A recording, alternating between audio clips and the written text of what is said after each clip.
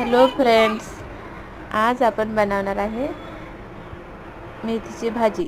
मेथीची भाजी शरीरासाठी खूप खूप हेल्दी, म्हणजे खूप खूप पौष्टिक आहे खाणं मेथी. हे बघा किती छान टवटवीत हिरवी मेथीची जुडी भेटली मला फक्त 15 रुपयात. आणि मी ती तोडून अशी पाण्याखाली स्वच्छ धुवून घेतली. स्वच्छ धुवून घेतल्यामुळे काय होतं, त्याच्यात माती वगैरे असते शेतातली ती निघून जाते. त्याच्यानंतर तिला थोडंसं पाणी मी निथळायला ठेवलं. थोडं कॉटनच्या कापडामध्ये आपण तिला सगळं डॅब केलं तरी पाणी त्याचं निघून येतं. आणि हे बघा थोडीशी जाडसरच कट केली मी, जास्त बारीक नाही केलेली कट. त्याच्याने पोषण मूल्य कमी होतात मेथी जर आपण खूप बारीक कापली. थोडं शेंगदाण्याचं मी कूट करून घेतलं आहे. हिरवी मिरची, लसूण आणि कांदा तुम्ही स्किप करू शकता जर तुम्हाला आवडत नसेल, लहान मुलं खात नसतील. आणि हे बघा मी फोडणी तयार केली. त्याच्यामध्ये आपलं नेहमीप्रमाणे जिरं मोहरी घातलं आहे. जिरं मोहरी छानपैकी तडतडू द्यायचं. त्याच्यानंतर आपण त्याच्यात लसूण पण छान ब्राउनिश फ्राय होऊ द्यायचा. त्याची टेस्ट खूप छान येते भाजी खाताना. आणि मिरची पण छान अशी तळून घ्यायची त्याच्यामध्ये. कांदा वाटल्यास थोडासा कच्चा सर आपण ठेवू शकतो. खूप जास्त परतला तर आपल्याला त्याचा स्मेल येतो एक जळल्यासारखा.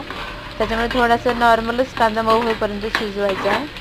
त्याच्यामध्ये हे थोडा कांदा मऊ झाल्यावर आपण काय करणार आहे, दाण्याचं कूट ॲड करणार आहे. ते आधीच मी बारीक करून ठेवलेलं, म्हणजे मी मिक्सरला फिरवलं. खूप जाड पण नको आणि बारीक पण नको. हे मेथीची भाजी खूप खूप खूप टेस्टी लागते. आणि हे सगळं बनवत असताना बघा मी फ्लेम लोवर ठेवलं आहे, कारण लोवर फ्लेम ठेवल्यानं जळत नाही भाजी. आणि मेथी कढईत टाकल्यावर ती पूर्ण वर आलेली कढईच्या.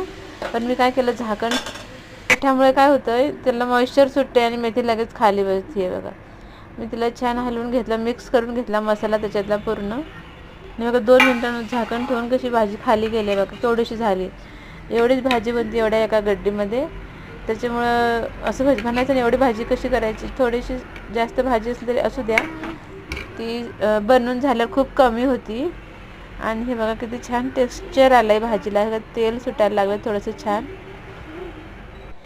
छान तेल सुटून भाजी मस्त वाफवली मी. आणि हे बघा आपण तिला टिफिनला पण देऊ शकतो आणि घरी पण खाऊ. इन्स्टंट टिफिन खूप छान लगेच बनतो, भाजी शिजायला वेळ लागत नाही फार. हे बघा लोणचं पण घेतलं आहे, लोणच्याची फोड खूप टेस्ट लागणार ही भाजी. आणि हे आपला टिफिन तयार. आणि आता आपण जेवणार पण आहे. हे बघा किती छान ताट रेडी केले आहे. Thank you for watching.